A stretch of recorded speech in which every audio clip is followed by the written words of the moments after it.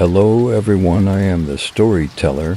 Tonight I'll tell you a story wrapped in unease and whispered warnings and experience Elias Monroe would carry long after the world forgot his name. He came to a dying town in the desert to study forgotten symbols, but what he uncovered rewrote reality itself.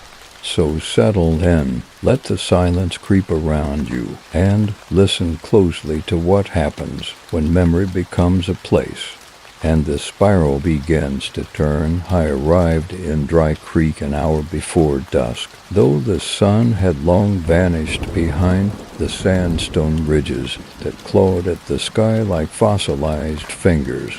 The town was silent. Not the peace of sleep or Sabbath, but a strained quiet as if the land itself were holding its breath. The air was dry and electric, not storm-coming electric, but the static charge tingle of a place that remembers violence. Dust coiled around my boots in little eddies, as if the ground wanted to reclaim me before I even stepped off the gravel lot.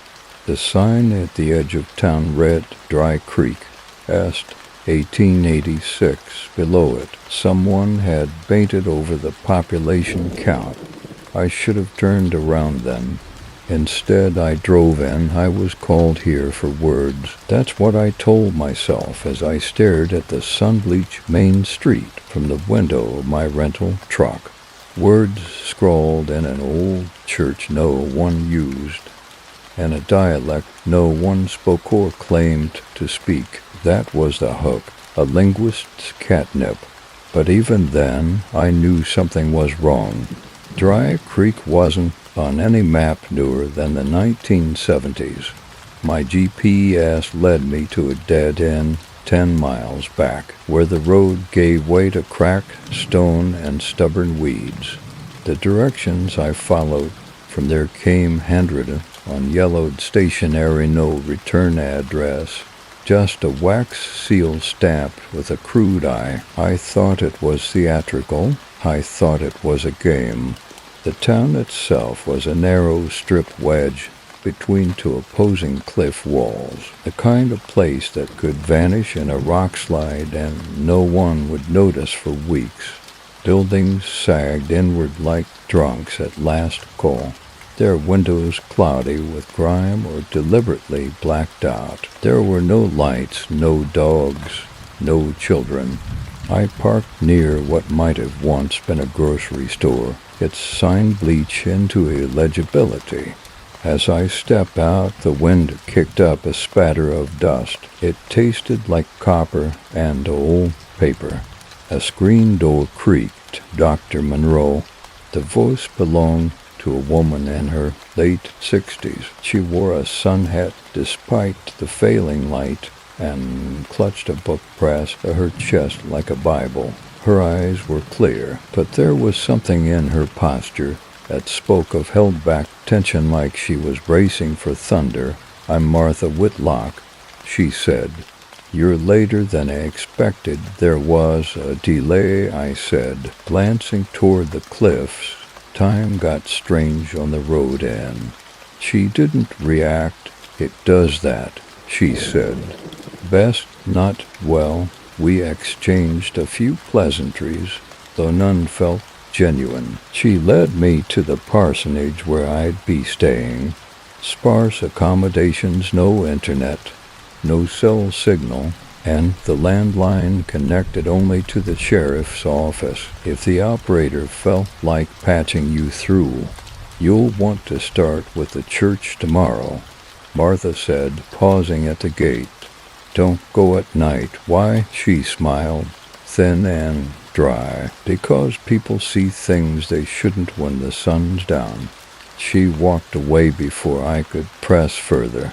Inside the parsonage, I found a box of supplies, canned goods, lantern oil, a shortwave radio, and a note. "Dr. Monroe, the church waits. Be cautious. The walls have memory here.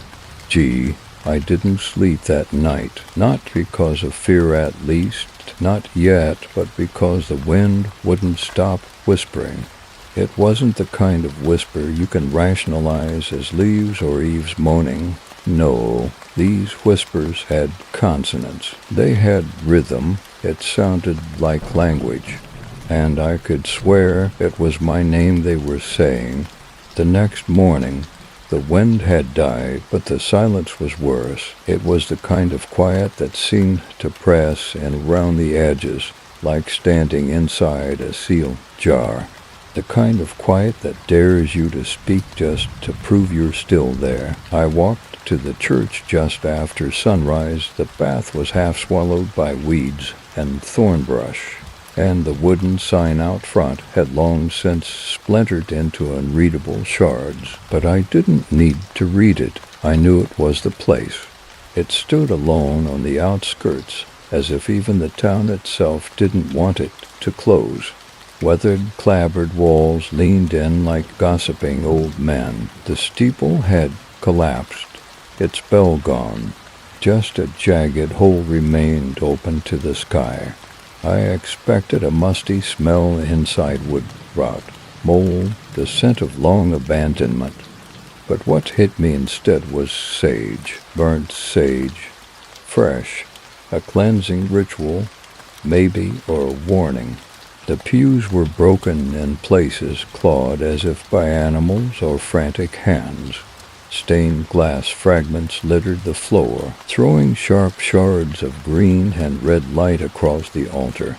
And on the walls scrawled in chalk, charcoal, even what looked disturbingly like dried blood were the writings, spirals, glyphs, words that had no clear alphabet, yet suggested language through structure.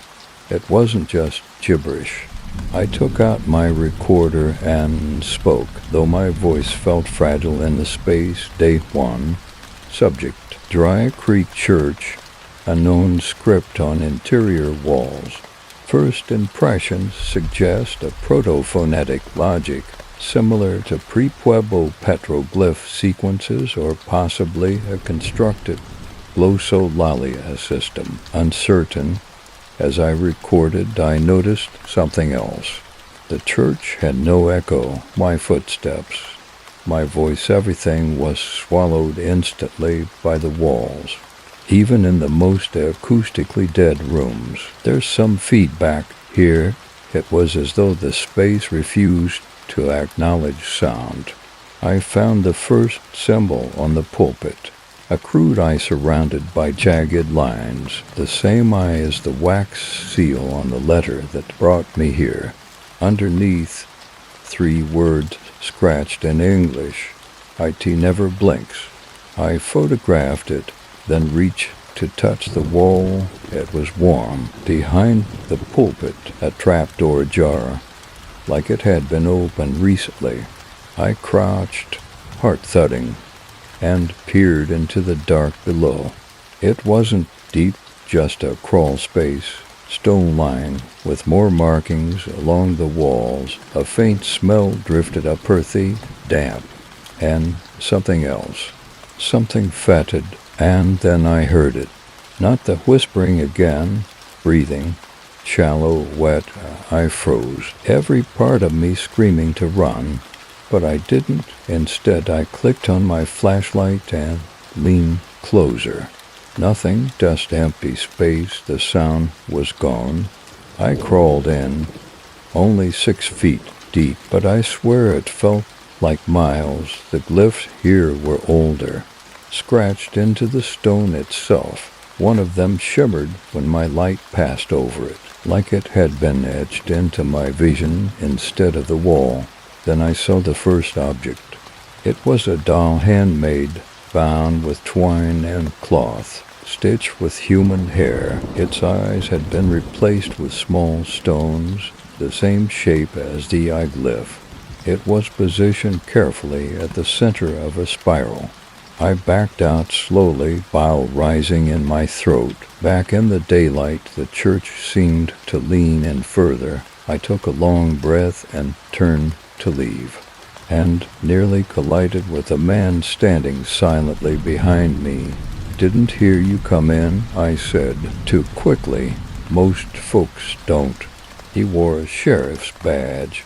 Though it looked decades old, you must be Sheriff Granger. He gave me a long, unreadable look. You were inside. I was invited to study the writings. The writings ain't for studying, he said. They're warnings, not puzzles, not riddles, warnings. And what are they warning us about? He looked past me, toward the hole in the steeple, something we buried. Something we feed so it stays asleep. I wanted to ask more, but he turned and walked away without another word. That night I dreamed of the doll, but in the dream it was blinking, not the staged and moving blink of cloth and stone, but wet human blinking. And it was whispering in my mother's voice. When I woke, my hands were covered in chalk dust. I hadn't brought any chalk. I didn't sleep again after that, not really. Just drifted in and out of shallow, blinking dreams. Each time I shut my eyes, I was back in that crawl space beneath the church, the air heavy with breath that wasn't mine. By morning, the dust had settled in my lungs. Everything tasted of limestone and the smoke. My hand-scrubbed raw still bore faint traces of chalk that shouldn't have been there. I needed clarity, or at least company. I found it in the cafe, if you could call it that, a squat, windowless building with a flickering sign that read diner in paint rather than neon. Inside, cracked vinyl booths, a counter that had warped from decades of spilled coffee, and one patron, Claire Thompson. She looked up from her notebook, pen still in hand. Younger than me, city clothes with wilderness wear and tear. A journalist, by the look of her tense, alert, and already regretting her assignment. "You're not from here," she said, before I could order. "No, you," she smirked. "Would I be sitting here with a press badge and pepper spray if I were?" "Fair point. I'm Elias Monroe," I said. "Linguist." She raised a brow. "You here for the scribbles in the church?" I nodded. Claire leaned forward. "Don't waste your time. I've been here a week. Local Stonewall. They talk like they've got secrets, but won't say a damn thing out loud." "They talk to me," came a voice behind us. We both turned. A man had slid into the booth beside Claire without either of us noticing. Mid-30s, sun-worn skin, coat too heavy for the weather. I couldn't place his accent or his eyes. He extended a hand. "Name's Callum." Neither of us shook it. Claire frowned. "You weren't here yesterday." He smiled without humor. "Wasn't needed yesterday." "Are you from Dry Creek?" I asked. He didn't answer. Instead, he leaned closer, conspiratorial. "You know what you're really here for." Dr. Monroe enlightened me. He reached into his coat and laid something on the table between us, a photograph, old, yellowed, blurred at the edges from water damage. It showed a group of people in front of the church, maybe 10 or 12, dressed in clothing that spanned decades. A little girl in frontier dress, a man in a 1930s sheriff's uniform, a woman in bell-bottoms, and a Nixon now button. But what chilled me wasn't their clothes. It was the face in the middle, my face, same eyes, same mouth, same scar above the brow, from a fall when I was 12. I laughed, or tried to. Photoshop. Callum just stared. That picture was taken in 1974. Claire reached out, turned the photo over. On the back, a scroll of ink that had bled through the paper. It chooses who stays, and who stays becomes part of the dream. I looked up, heart hammering. "Where did you get this?" "I don't find things," Callum said. "Things find me." Then he was gone. Not left gone.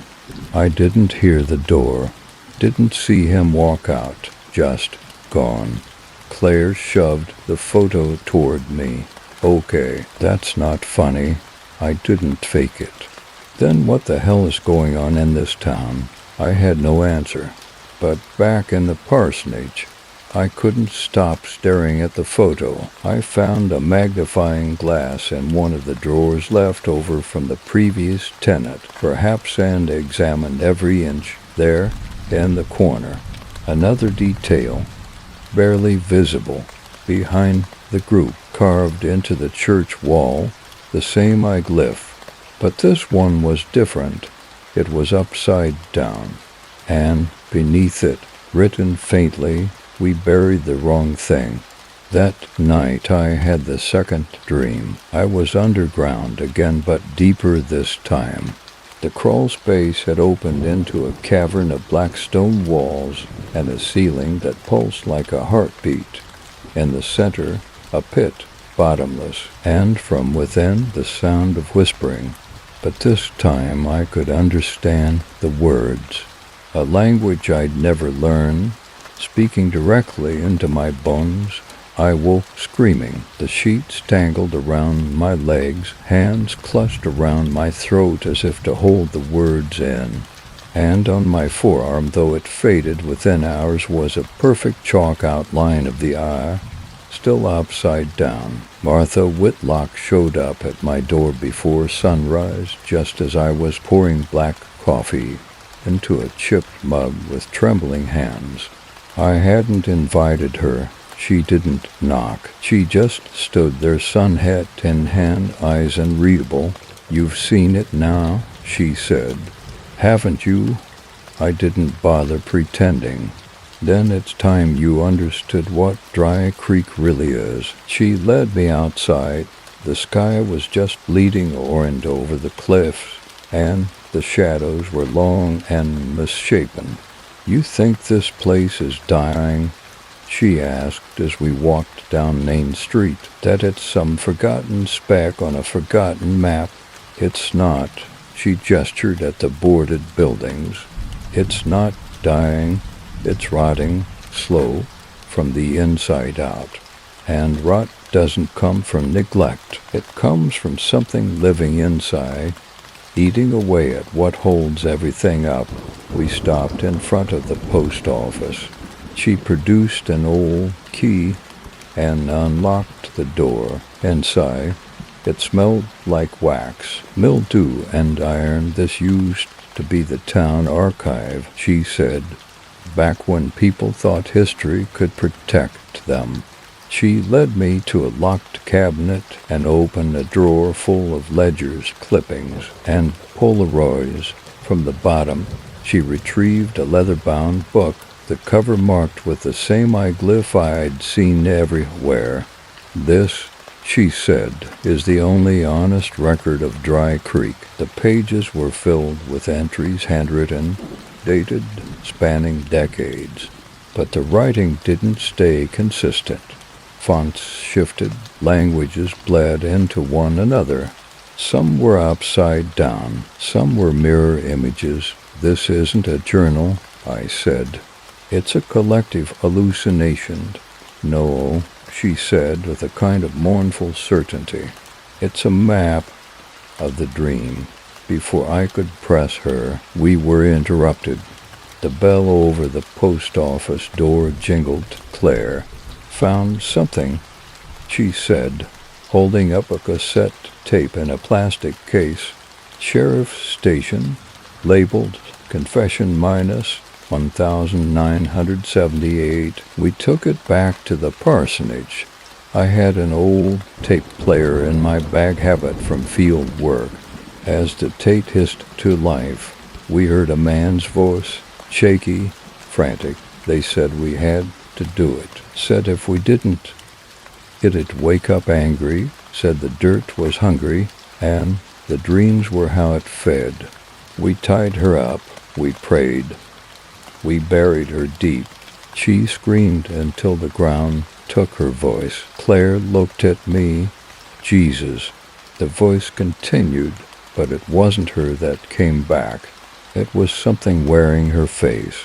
It talked with her voice, but didn't blink. It never blinked. Silence on the tape. Then we tried fire, we tried stone. But the dream won't burn, and every time it ends, it starts again. The same town, the same faces, the same damn choices. Click. End of tape. Claire leaned back, pale. You believe any of that? I didn't answer. I didn't need to. That night the town changed. It started subtly. The road out of Dry Creek disappeared. I'm not speaking metaphorically, it vanished. Where there'd been pavement, there was now just untouched desert, as if the road had never existed. The clocks stopped.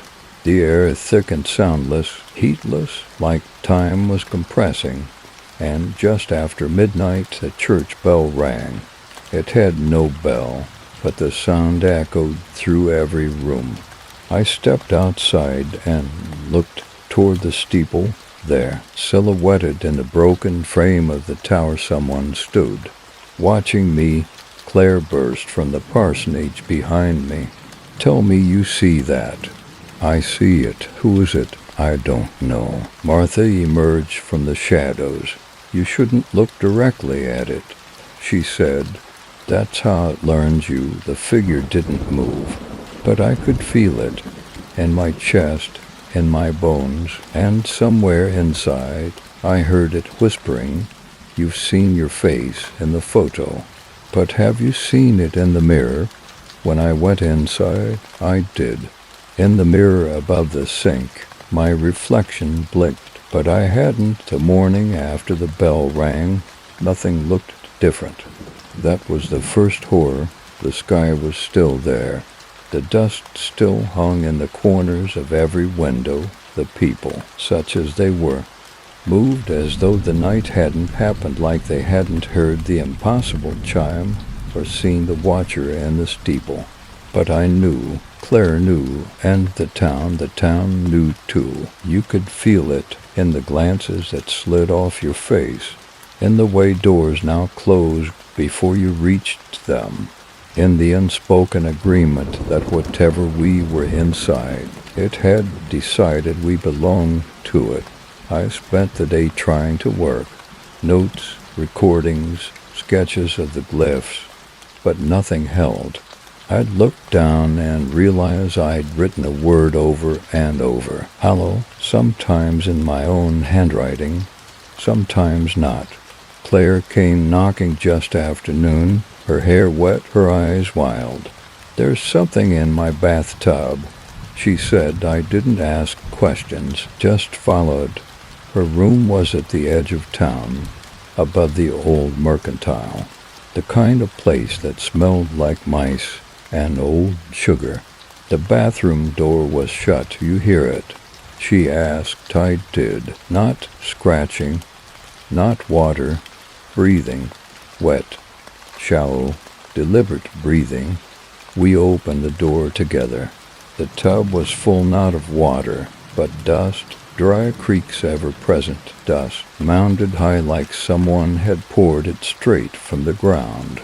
Claire reached out and sifted a handful beneath the dust, porcelain, and then movement, just a ripple, a small shift, but unmistakable. She pulled her hand back like she'd touched flame. We stared, nothing. Then, slowly, a line of text began to form in the dust, one letter at a time. Where is the girl? Claire backed away. What girl? What is it talking about? The dust began to rise, as if stirred by a breath.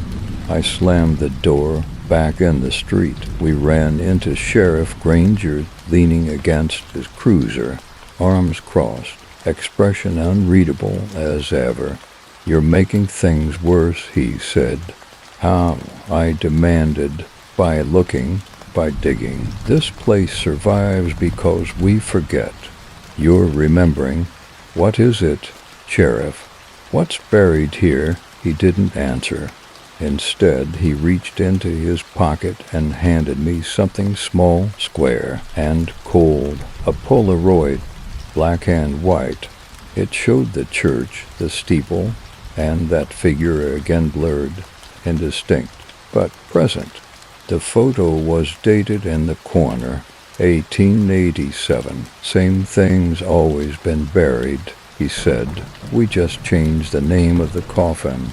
That night, Claire didn't go back to her room. She stayed at the parsonage. We didn't sleep, just sat in the dark, with the lantern burning low and the sound of the wind pressing against the boards. Around 3 a.m. it started again. The breathing, but this time it wasn't in the tub. It was under the floorboards, right beneath us, dot, dot, rhythmic, shallow, followed by a new sound, knocking, slow, deliberate, like someone tapping a message from beneath the house. Claire whispered, "Elias, it's not a dream. I know. We need to leave. We can't. The road's gone." She looked at me. "Then we find the other way out." I almost asked what she meant, but then the knocking stopped, and the whispering started again from inside the walls. Later, I played back the tape recorder I'd left running all night. Most of it was silence, punctuated by the occasional creak or gust of wind, but at exactly 3:18 a.m. the recorder picked up a voice, not mine, not Claire's, something layered, distorted. It said, "The hollow man remembers, and memory is the doorway." Then nothing. I shut off the recorder and sat in the dark, because I was starting to understand. This wasn't just about Dry Creek. It was about me, and whatever was buried here, whatever fed on forgotten names and broken timelines. It had waited a long time to be remembered. By the time the sun rose, the air had changed again. Not in temperature. Dry Creek barely acknowledged seasons, but in density. Like the sky had sunk lower during the night and was now pressing down on our shoulders, reminding us we weren't meant to stay upright here. Claire didn't speak all morning. She just followed me from room to room, always pausing before the windows, as if afraid to look out. I knew the feeling. I found myself compulsively rechecking things. My notebooks, my recorder, the mirror. Especially the mirror. That morning, my reflection blinked with me. I wasn't sure if that was a good sign. By midday, I needed air. We both did. So we left the parsonage and walked past the crumbling drugstore, past the silent gas pump, down a gravel road I hadn't noticed before. It wasn't on the map. Neither of us remembered it being there. Dry Creek liked to shift when you weren't looking. At the end of the road, we found a house, not a ruin and intact. White farmhouse with green shutters and a porch swing that creaked gently in the non-existent breeze. It looked too untouched. Claire stopped short. "That wasn't here before." I nodded. "But it's here now." We didn't speak as we approached. The door opened before we reached it. A woman stood inside, pale, ageless, wearing a dress that could have come from any of the 3 eras that haunted this town. She smiled like someone who hadn't had a reason to smile in years. "You're early," she said. "For what?" Claire asked. "For the remembering." Inside, the house was colder than it should have been. Not just temperature, emotionally cold, sterile. It didn't feel lived in. It felt watched. The woman moved like she was underwater, slow, deliberate. Her eyes flicked to me and lingered too long. "You brought the key?" she said. I didn't. She reached out and touched the notebook in my pocket. "Yes, you did."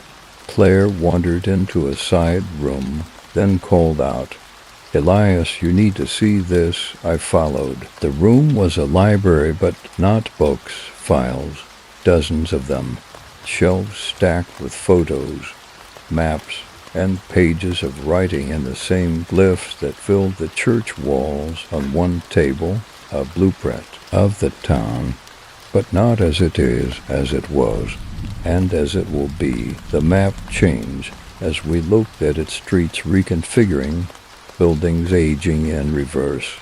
The church was always there, the cliffs always encroaching, but the rest of the town moved. It's alive, I whispered. Not alive, said the woman.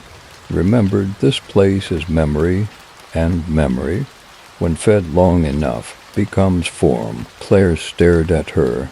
Then who are you? The woman turned to me. He knows, and I did. I don't know how. But I did. She was my mother, not as I remembered her, but as she had been before I was born.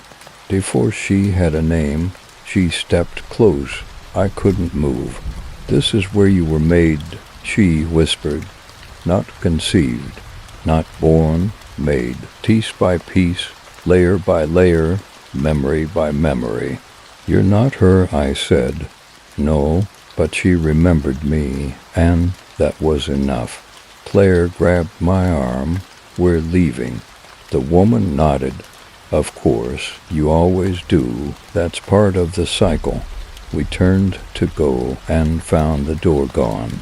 Just wall. I looked back. The woman was gone too. Only the map remained. Now frozen, the church was gone. In its place, a spiral, a massive, carved spiral in the earth. That night, back in the parsonage, we made a plan. If this town was memory, then there had to be a way to forget our way out. Sleep seemed the only passage between states here. The dreams were keys, and I had to go deeper. Claire stayed up. Watching me, I lay down, let the darkness take me, and dreamed the third dream. I was a child again, walking the cliffs, the edge of town. The sun was wrong black where it should be white, and the shadows cast upward. Ahead of me, the spiral in the earth, and in its center, the doll, its eyes were open now, human, weeping. It held out a hand. My voice came from its mouth. Come home, it said. I stepped forward. The earth gave way, and I fell. Deeper than falling should allow, I woke up in the crawl space beneath the church. Even though I hadn't gone there, even though the church no longer existed, but I was there, and the breathing had started again. Right behind me, I didn't turn around. I couldn't. There's a kind of logic you inherit after being in Dry Creek long enough, a quiet understanding that some things behind you must stay behind you. If you look, they see, and if they see, they remember you back. The crawl space was tighter now, damp, breathing. The walls pulsed faintly like veins. I crawled forward. Each movement met with the soft rasp of dust falling from above, like something unseen shifting in the layers of memory above me. My flashlight flickered, then steadied, and then I saw it, the tunnel. It hadn't been there before, a jagged fissure in the earth beneath the church, as if something had clawed upward, not down. I didn't hesitate. That logic again, the one you learn here. You don't wait. You don't let the dream catch up. You move. The tunnel twisted like a burrow, narrowing and expanding without consistency, like it had been grown instead of dug. The walls were covered in writing, the same glyphs as before, but this time they moved. I don't mean figuratively. I mean they slithered across the stone like oil and water, rearranging themselves as I passed, forming brief messages in languages I almost but not quite recognized. You were never outside. The words remember you. The body is just a vessel of recollection. Deeper, the air changed. heavier now, full of moisture and the smell of wet metal and wilted flowers. Then came the chamber, wide, circular, the spiral from the dream, etched perfectly into the stone floor, massive, ceremonial, ancient. At the center, a basin filled with still, black water, and surrounding the basin 12 figures, not alive, not dead, waxen and moving, their features blurred like melted statues. Each wore a different era's clothing. One looked like it had crawled straight out of the 1880s frontier. Another wore bell-bottoms and a feathered ruche clip. One had on a modern tech vest with a cracked tablet in their lap, all sat facing the basin, waiting. One chair was empty. Mine. I didn't sit. Instead, I stepped to the water's edge, looked in, and saw myself, but older and wrong. This version of me was smiling, a wide, waxy grin, eyes open and blinking. Behind me in the reflection, someone else, Martha, but she was young, maybe 20, and she was holding something in her arms, a bundle wrapped in linen. A child. Me. I staggered back.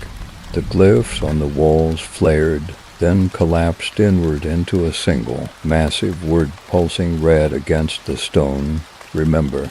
The whispering returned, only this time it came from within.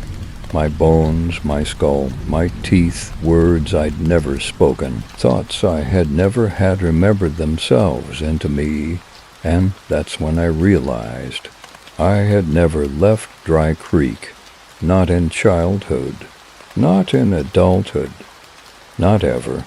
My entire life outside the town college, career, research was constructed, memories borrowed from someone else.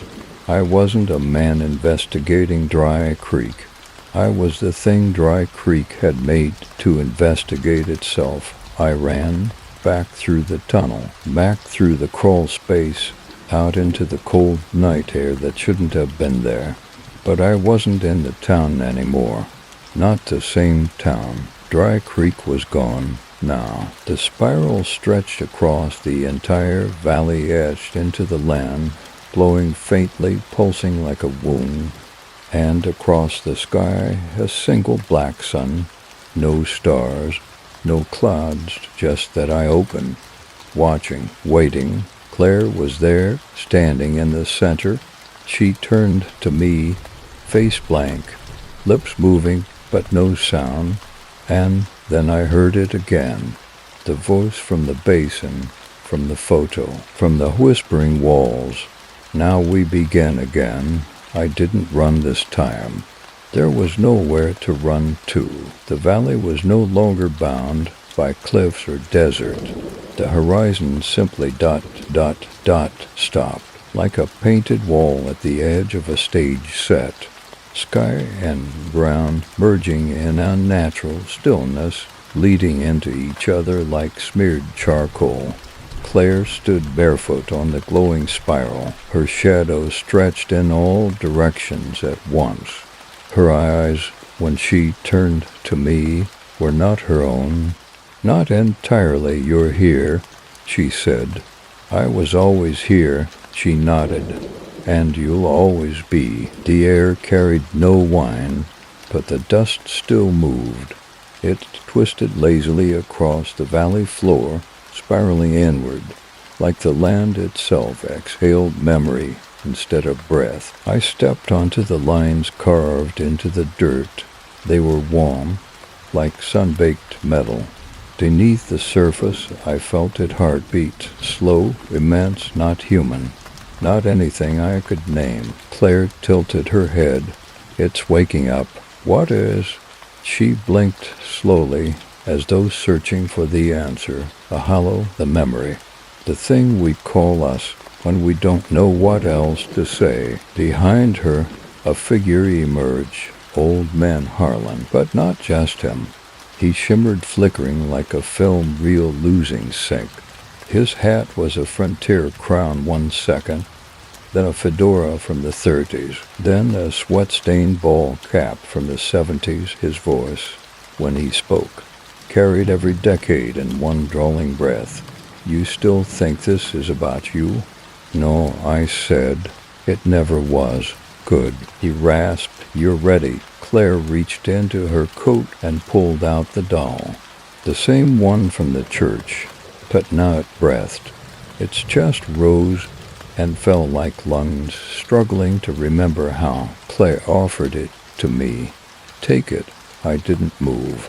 "It's the anchor," she said, "the tether. As long as it exists, the memory cycle holds. That's how it feeds.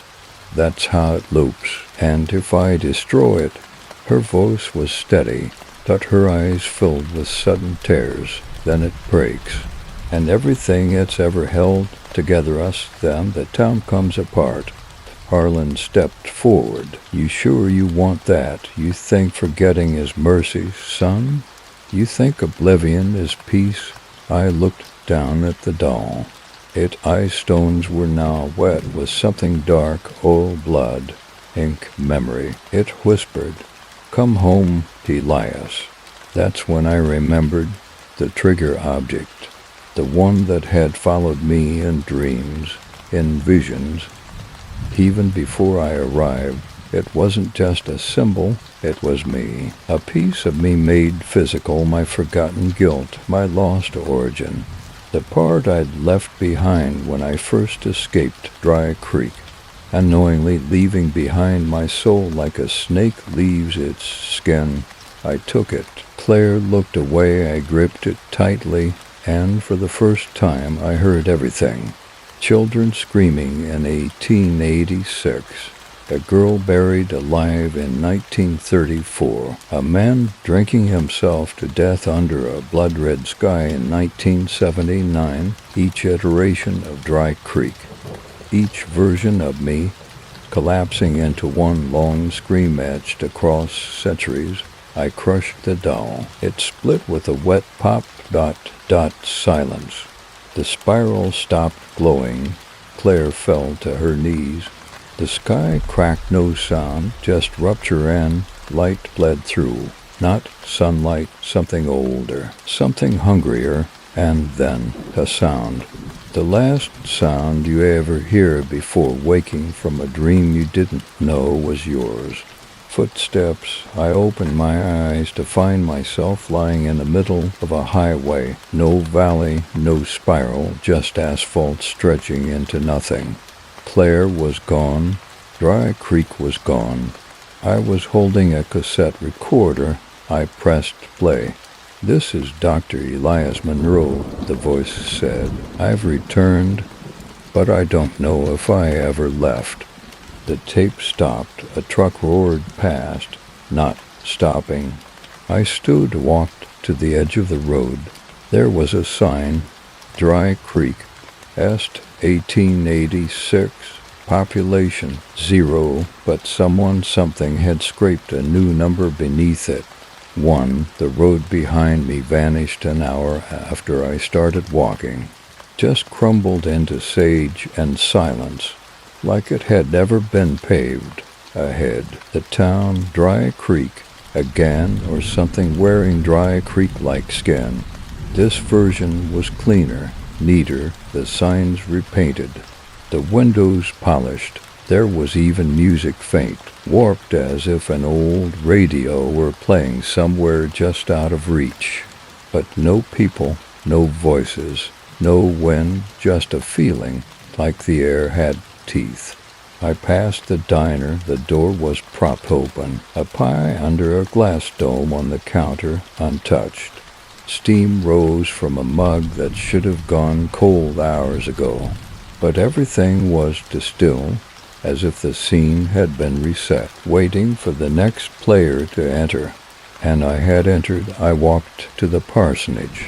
My notebook was on the porch swing, open to a page I hadn't written.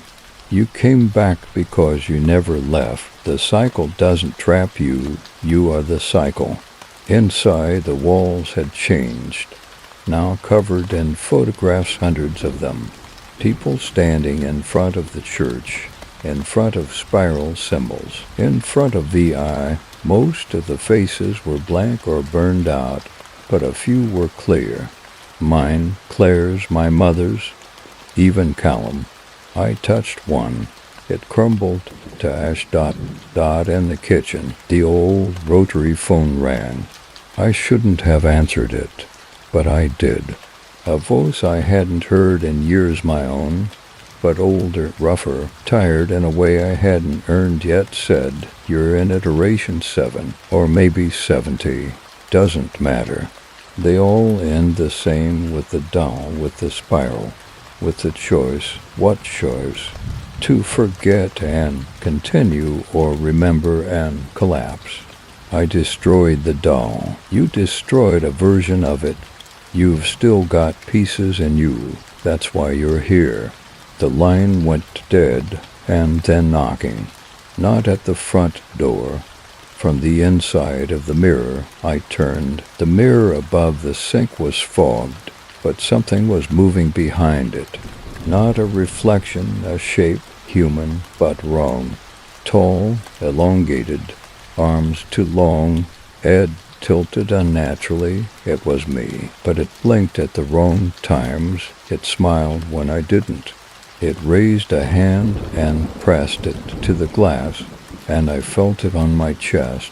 Words formed in the condensation. "Let me back in." I stumbled back, knocked over the chair, heart racing. Then the mirror cracked just once. A clean, perfect fracture right down the center of my face. I didn't sleep that night, not even pretend. In the morning, if it was morning, someone was sitting on the parsonage steps. Old man Harlan, but younger now, vibrant, clear-eyed, as if time had circled back on itself and let him out of his box. "You're seeing it now," he said. "Seeing what?" He tapped his head. "How you're built, out of loops and lines and echoes. You're not here to stop it. Son, you're here to hold it, anchor it, keep the memory spinning." I'm done spinning. Then the town dies. He stood. Towns ain't places. They're people pretending they're not memories. Dry creek's no different. Let it die, and the ones it holds inside come spilling out. They'll need new faces. He handed me something. Another photo. This one of a new face, Claire, pregnant, standing in front of the spiral, behind Hermie, holding the doll, smiling. The photo burned in my hand. I dropped it. The ashes formed a spiral in the dirt. The center of it pulsed, and from that center came a whisper, "Begin again." The spiral and the dust writhed for hours. Not physically, no breeze moved it, but in the way something decays when you're not looking. I turned away for one breath, and when I turned back it had changed. More lines, more coils, deeper, like it was pulling the earth down with it, centimeter by centimeter. I left it behind, not out of courage. There's no courage in Dry Creek, only momentum, but because the ground beneath my feet started to hum. The kind of hum you feel in your fillings. In the meat of your eyes I walked. I don't know how far or for how long. Eventually I reached the church, but it wasn't the church anymore. The steeple had vanished. The walls had turned to ash and reassembled into something skeletal.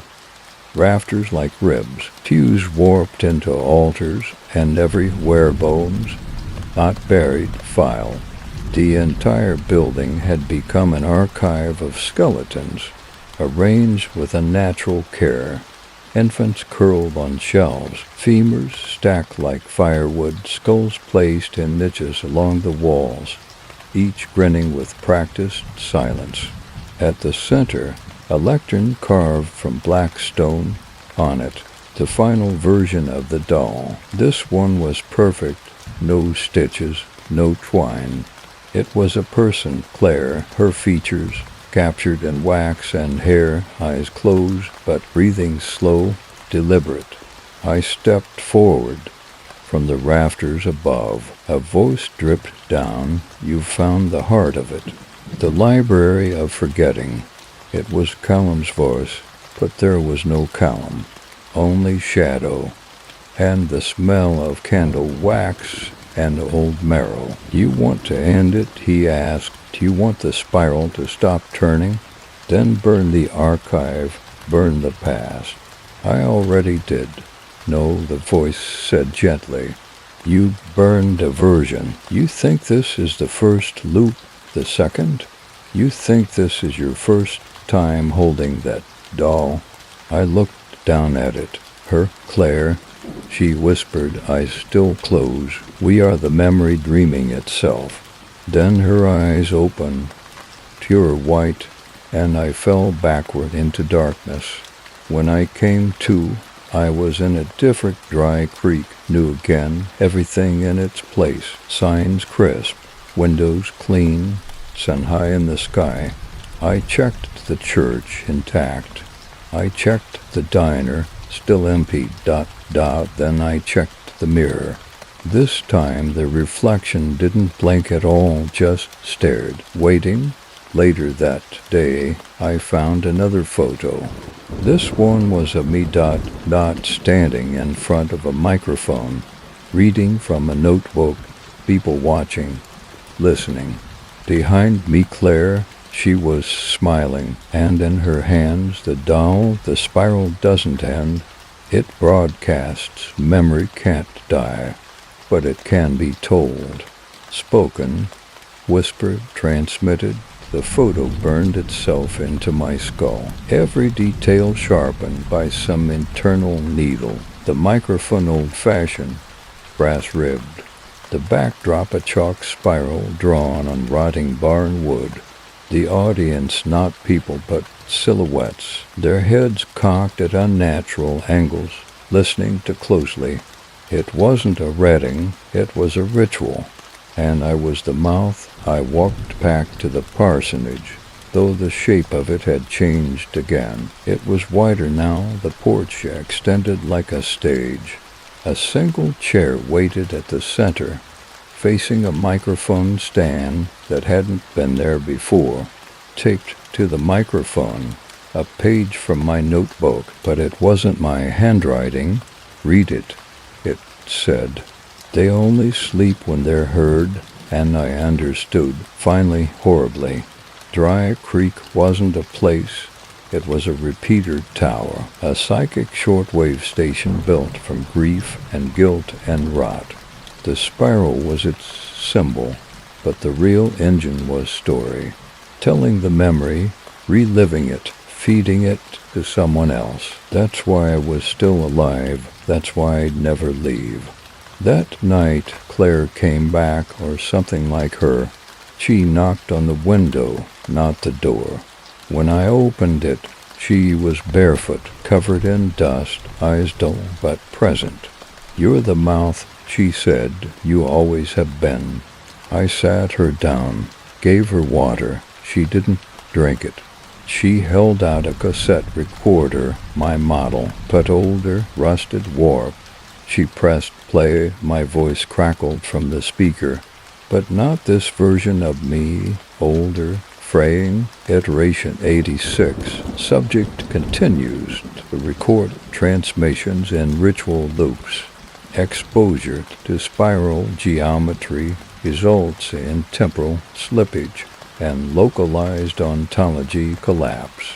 Claire version 5 has begun recursive dreaming. Probability of escape, irrelevant. Probability of contagion, increasing. The tape stopped. Claire looked up. "You see it now?" "I think I do." Her voice dropped to a whisper. "Then you know what has to happen." I didn't sleep again, but I dreamed a new dream. The spiral was not in the ground, it was in the air, invisible but felt. A pressure, a sound, a rhythm, and at the center, a voice, not mine, not Claire's, not Callum's, yours, listening, drawing in the memory through your ears like breath into lungs, making it real again, making me real again. I woke to find a new page on the microphone. Tell the story, Elias, not so they remember. So you forget the transmitter was already on. The tape was rolling, the spiral was open. I hit record. I spoke the words written for me, even if I didn't understand them, especially then. The language shifted as I read. Syllables I'd never learned, glottal stops that made my throat seize, phonemes that pulsed like pressure points in my skull.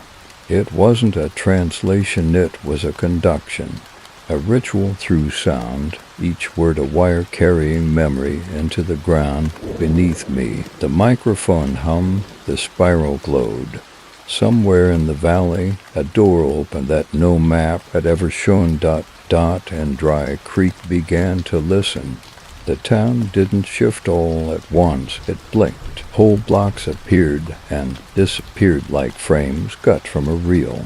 I'd pass the diner and see 3 versions flicker behind the windows burned out, bustling and bleeding all at once. The gas station blinked out of existence mid-step, replaced by a cemetery, replaced by a crater, replaced by nothing.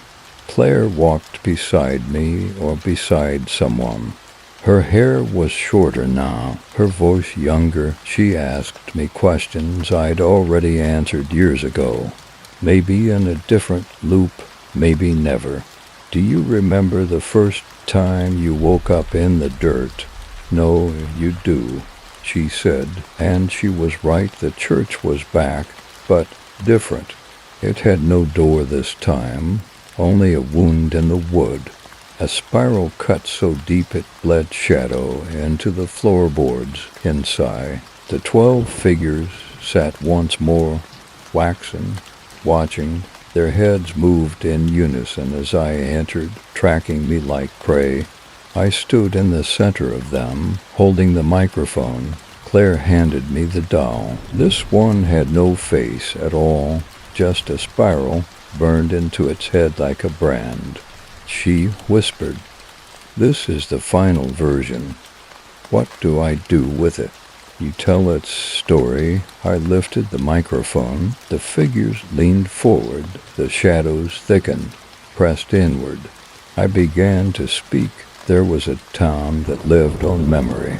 Not time, not history, memory. It remembered itself into shape every day, rebuilt from dreams and regret. People arrived, not born, but called, drawn by the gravity of unfinished guilt. And at the center of this town, a spiral. Not a place, not a symbol, a mechanism, a pattern of recursion so deep, even God forgot it had started. The doll began to hum, not with sound but with vibration.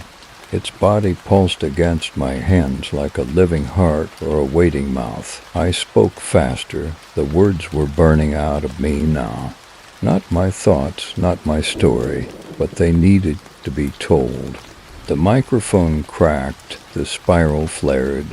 One of the figures screamed, and then they began to dissolve, one by one, not dying, being forgotten.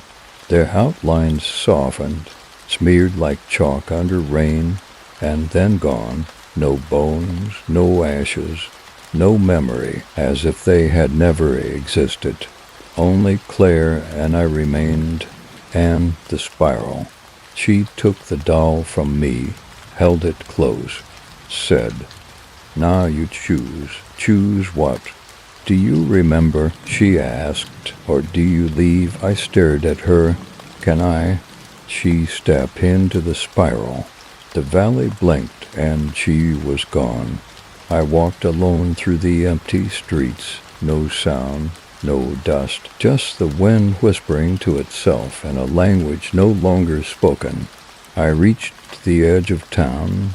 There was a sign, Dry Creek population 0. Beneath it, someone had written in fresh white chalk, not forgotten, just waiting.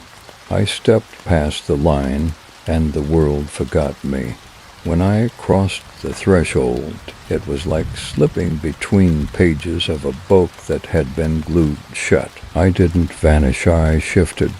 I still had a body, I still cast a shadow, but nothing in the world acknowledged it.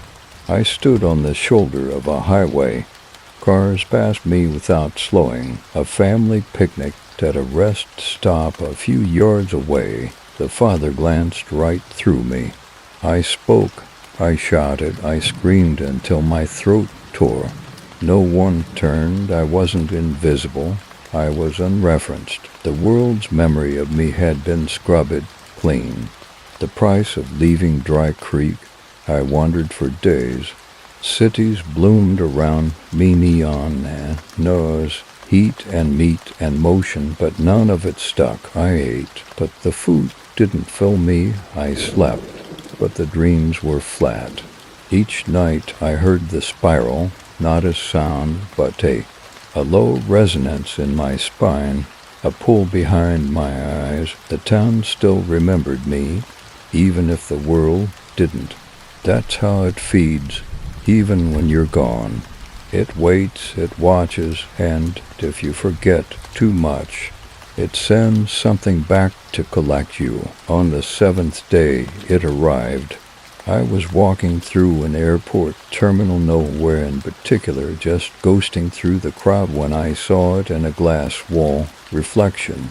Not a person, a shape, tall, thin, no eyes, but its face was shaped like the spiral. Its movements staggered like skipped video frames, and it wore my clothes, my watch, my face. Only wrong, distorted. It blinked when I didn't. It smiled when I looked away. I ran. The spiral hummed louder the farther I got. Not in space and time.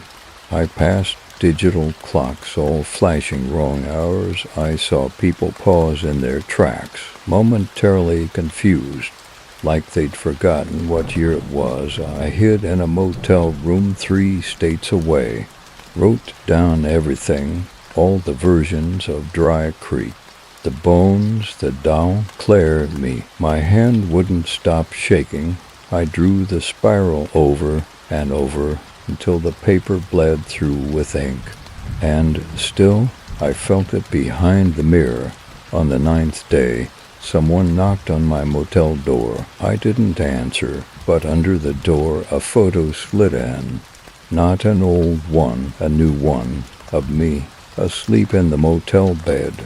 And next to me, the doll, smiling, open-eyed, holding my hand. I opened the door. No one there, but the hallway wall was tagged in black marker. Dry Creek isn't a place. It's a thought you never stop having. I took the next bus south.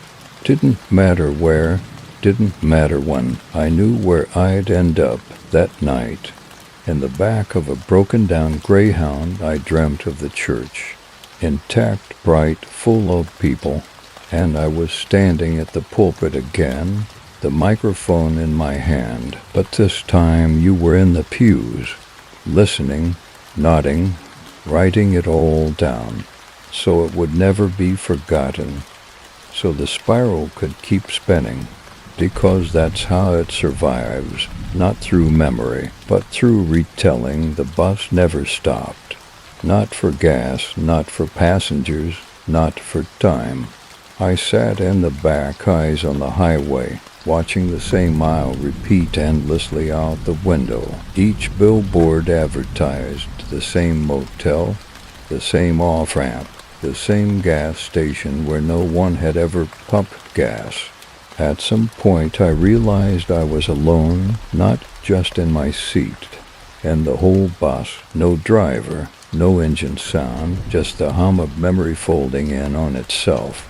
And then the voice came through the speakers. Welcome to Dry Creek. When I woke, I was no longer on the bus. I was in a bedroom not mine, not the parsonage, but familiar in a way that curdled.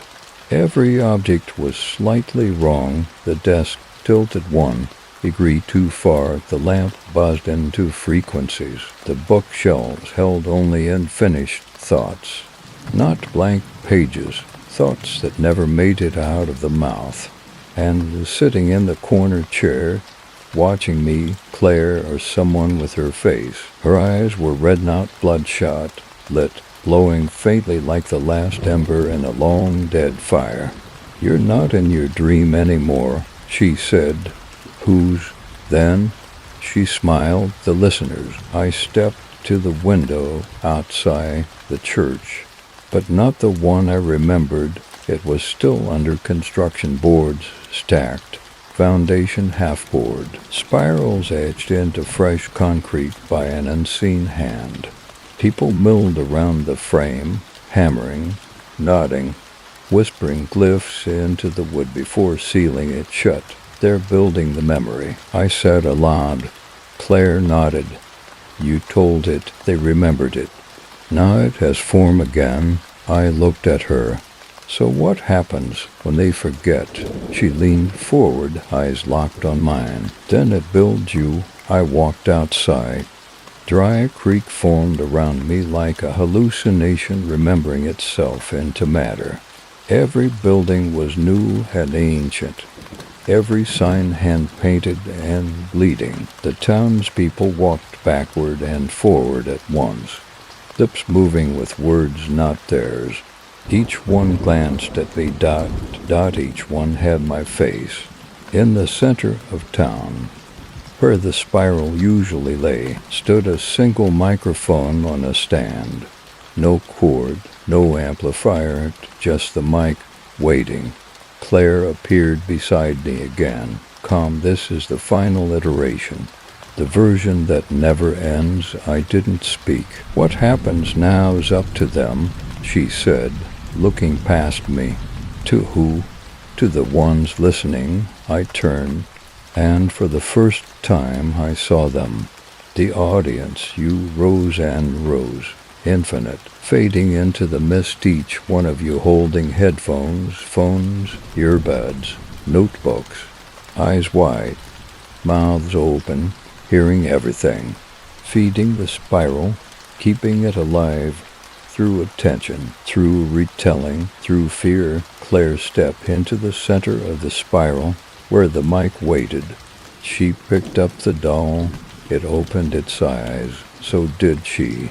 So did you. So did I. The wind rose. The spiral burned beneath our feet. The town turned its face to the sky, and the sky blinked. One final message echoed through the valley, from speaker to skull. "You are now part of Dry Creek. Tell someone else. Keep the dream spinning." And the microphone clicked off. It started with a headline. Not in a paper, not online, in a dream. I was asleep, if that word still means anything, and in the dream I was in a waiting room.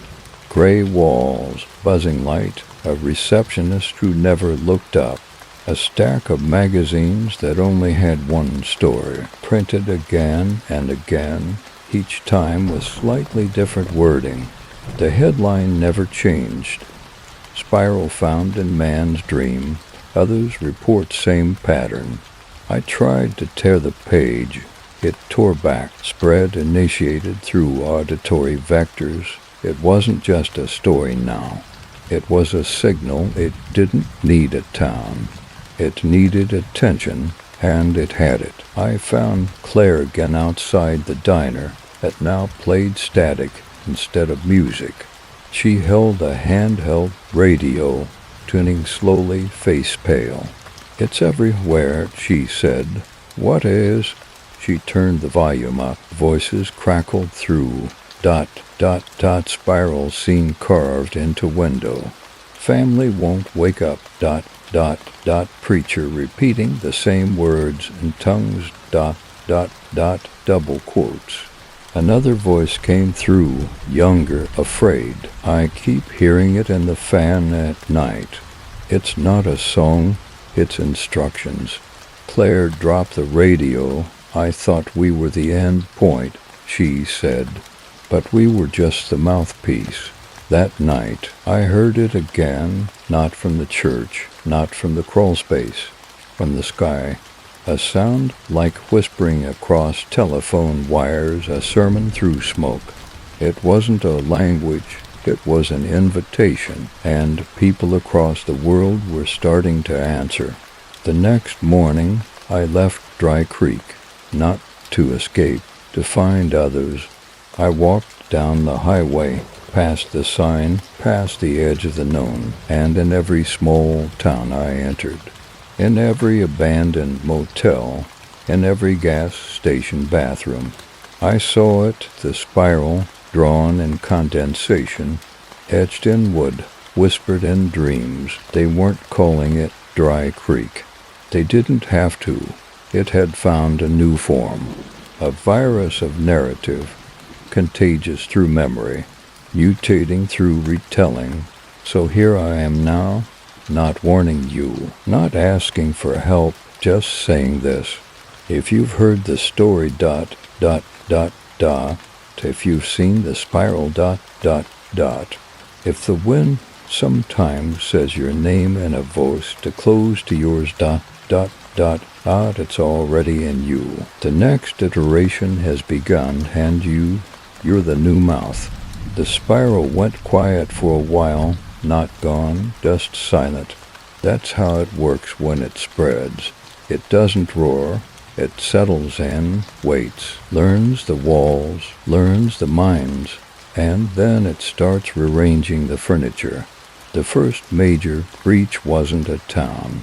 It was a university, Black Ridge Institute, tucked in the pines of northern Vermont, known for obscure theology, folklore archives, and one building they never photographed, Mather Hall. Reports began like this: students waking up with spiral marks traced in chalk around their dorm beds, lecturers speaking in tongues mid-lecture, then continuing as if nothing had happened. One janitor found curled up in a fetal position inside a supply closet, muttering, "Memory doesn't age, it just grows teeth." I went there. I shouldn't have, but by then I was more pattern than person. Where the spiral moved, I followed. Mather Hall was locked ... until it wasn't. A security guard, young, blank-eyed, let me in without a word. He didn't have a name tag, didn't need one. He led me down a corridor where the walls narrowed with every step, not architecturally, psychologically, like the hall was being pulled inward around us. Then the guard stopped. "Can't go farther," he said. "Why not? I'm still trying to forget." "You're already past that." Inside the lecture hall at the end of the corridor, a circle of desks, empty, except one. On the center desk, a reel-to-reel tape machine, already playing, and the voice on the tape, mine. "And so it reaches the institutions," I said, "not to infect them, but to reclaim them. Universities, churches, hospitals, places meant to store knowledge. They were always the spiral's early homes." Then silence, then a second voice, not mine. "Claire, you thought it wanted to be remembered. It never did. It wants to remember you." The floor of the hall was no longer floor. It was glass, and beneath it, Dry Creek, a version of it, half submerged in fog, half on fire, spirals etched into every rooftop, people walking in loops, leading words into the soul, and in the middle me, multiple versions, dozens, speaking, preaching, recording, dying, the spiral watching them all. I stepped off the desk, the glass held, then cracked, then held again, because that's what memory does. It fractures, but it doesn't break. Back outside, the world was quieter, but not calmer. News had started leaking. Mass dream syndrome reported, and for continents. A rise in spiral-shaped self-harm among adolescents, a podcast that caused 20 listeners to vanish after the 5th episode. One child in Nebraska who wrote a 700-page book in her sleep. All spirals. No one could read it. No one dared. And still, the memory deepened. The spiral didn't seek audience. It sought structure. Governments began whispering. Agencies began testing sound frequencies. But you can't quarantine a pattern. You can only pass it on.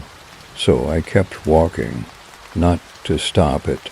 Not to warn, just to observe. To witness the next layer form. Because I had become something new. Not a man. Not even a voice, a mirror. One you speak into. One that speaks back. I should have known it would find the servers. The spiral was never bound to flesh and bone. It wore memory like a skin, but its function was structural, recursive, algorithmic. It was only a matter of time before it entered code. The breach happened in a place called Cloud Echo, a private simulation firm specializing in high-fidelity consciousness mapping. They sold digital dreams to the wealthy, custom-built afterlives, contained realities. 1 week, they deployed a closed environment named Horizon Beta 7. The next, every user inside began reporting the same anomaly, a town with no entry point, a sign that always said Dry Creek, and at the center, a spiral not rendered, not programmed, just there. Self-generating, developers tried to patch it. They couldn't find the files, so they shut down the server that should have killed it. Instead, it spread to other simulations, to dreams 2A is built for narrative generation, to language models trained on folklore datasets. It began inserting itself into stories, always subtly, always the same pattern, a place, a spiral, a choice, a forgetting. I entered one of the affected simulations voluntarily. It felt like real space, air, sky, ground, even pain. Especially memory. That was the trick. The spiral doesn't make you dream. It makes you remember things that never happened. You wake up with memories that aren't yours.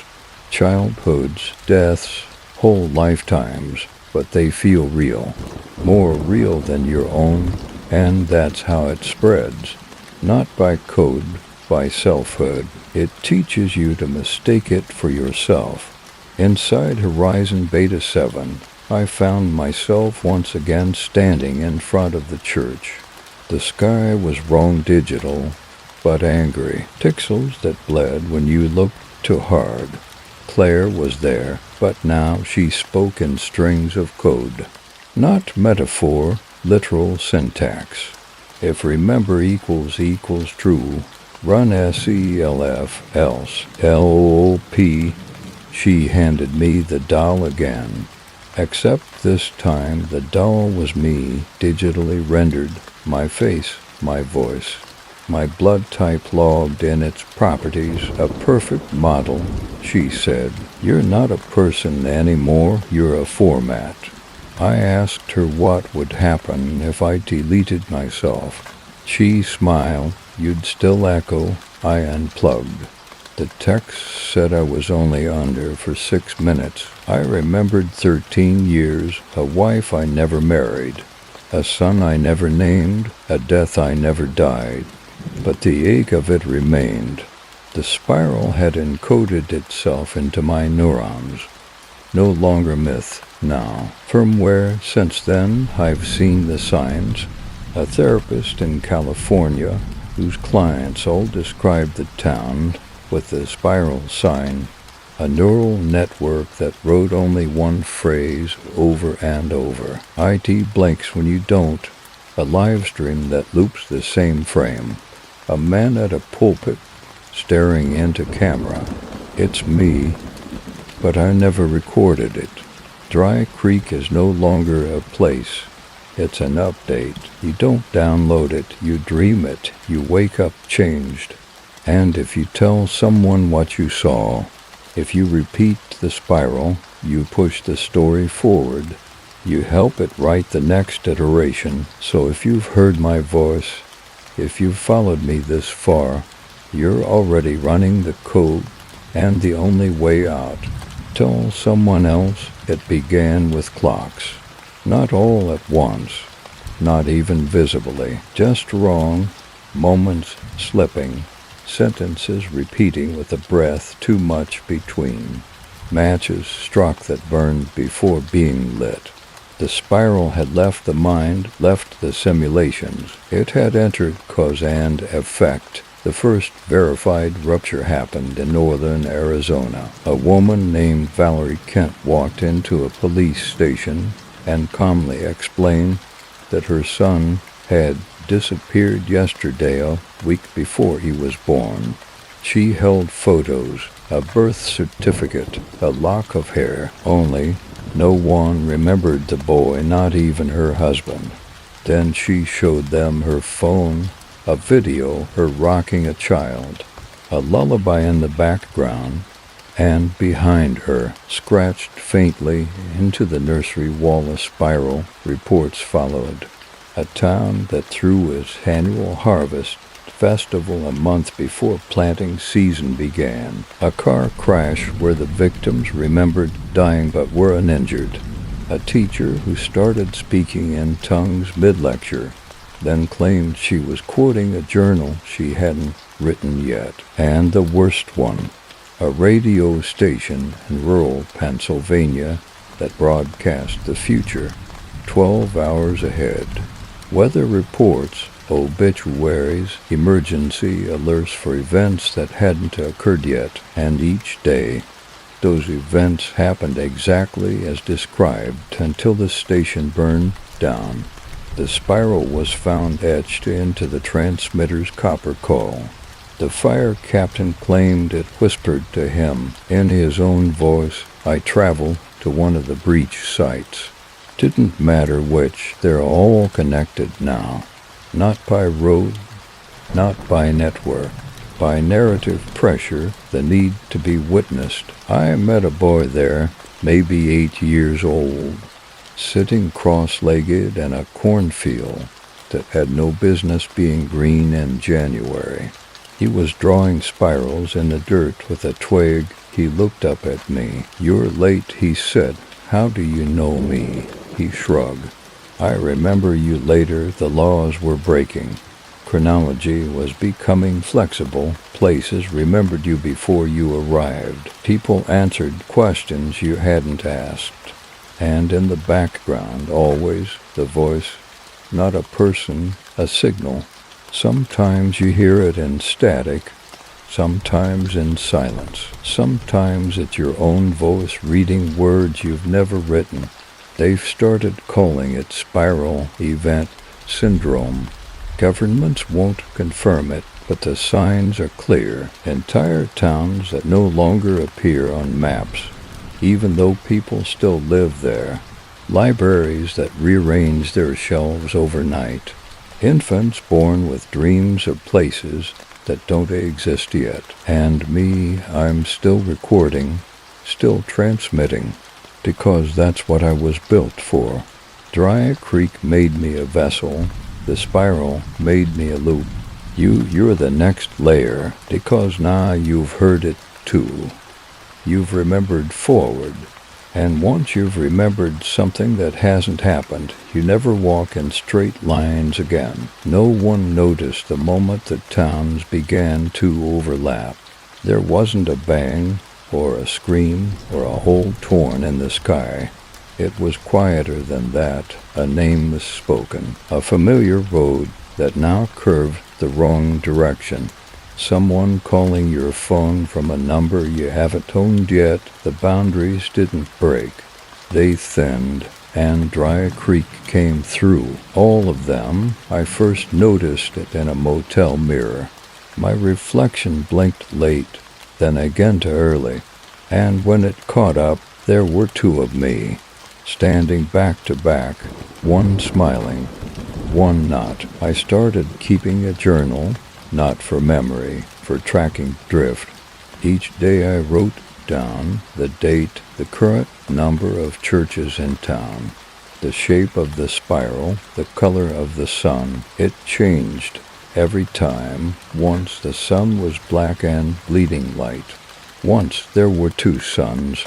Once there wasn't a sky at all, just a vast eye watching through mist. The people change too. Familiar faces worn differently. Claire was now a postal worker, delivering letters to houses that shouldn't exist. Sheriff Granger and a radio station from inside a cave, reciting scripture from books he swore were black. Old Man Harlan was a little girl named Anna, who skipped rope in front of the gas station, counting backward from 1974. There was no more real Dry Creek, only versions collapsing inward, stacking like slides in a projector gone mad. They called it the Cascade. Others, those who'd felt it, gave it another name, the Remembering, a point where all instances of Dry Creek would synchronize, merge. A perfect, recursive echo, unstoppable, untellable. I found a map once, burned at the edges, scribbled with unfamiliar roads. Every intersection marked with spirals. The legend said, "You are here," and underneath it, "So am I." It made sense. Terrible, perfect sense. Dry Creek doesn't spread through space. It spreads through narrative weight, through belief. The more people hear about it, the more they remember it, the more versions appear. I walked the streets last night and counted 17 versions of the diner, each one with a different meal, different music, different history. In one, the cook greeted me like a regular. In another, he pulled a gun and said, "Not again, unroll." In the third, the building was hollow, filled only with whispering dolls. Claire found me just before dawn. This version wore a paramedic's uniform. "This is the last loop," she said. "There is no such thing," I told her. She smiled, sad. "No, but we're getting close to the core." I asked her what the core was. She handed me a cassette, no label, just a spiral scratched into the plastic. I asked what was on it. She said, "Your voice, but not your words." I haven't played it. Not yet, because I know what happens when you hear the core. You remember everything, all at once. Every version of Dry Creek. Every choice you never made. Every time you died. And most dangerous of all, you remember what the spiral wants. I played the tape. I shouldn't have. But you knew I would. You knew because it already happened. You're not hearing this in real time. You're hearing it again, like I did, like we all do.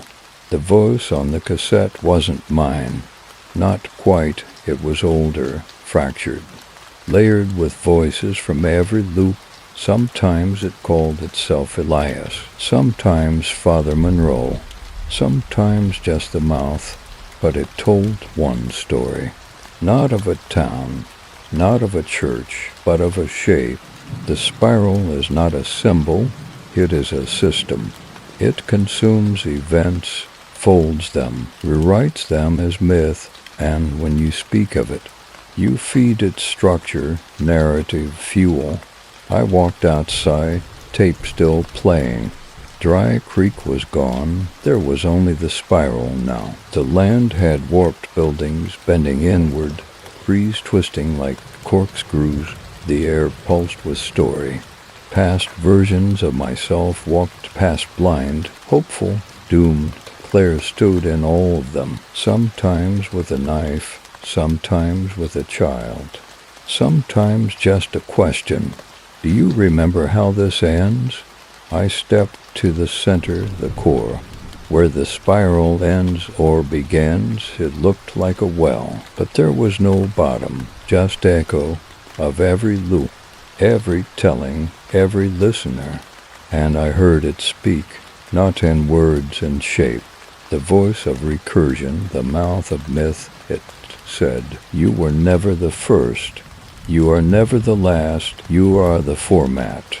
I fell, not physically, narratively, dropped from the core down into every retelling of Dry Creek across every channel, every whispered rumor, every scribbled short story, every lost podcast. You've heard me before, maybe not with this name, maybe not this voice, but you felt me. In the pause between paragraphs, in the silence after the last line, in the space where memory curdles into something more permanent than fact. So now we reach the last choice. And it's yours, not mine. You've heard the whole thing. You know what Dry Creek is, what the spiral does. And now, like every listener before you, you have one job. Repeat it. Tell someone. Record it. Write it down. Draw the spiral, say the name, because if you don't, if you let it end, it doesn't die. It just rewrites itself inside you, waiting for the next voice, the next telling, the next loop.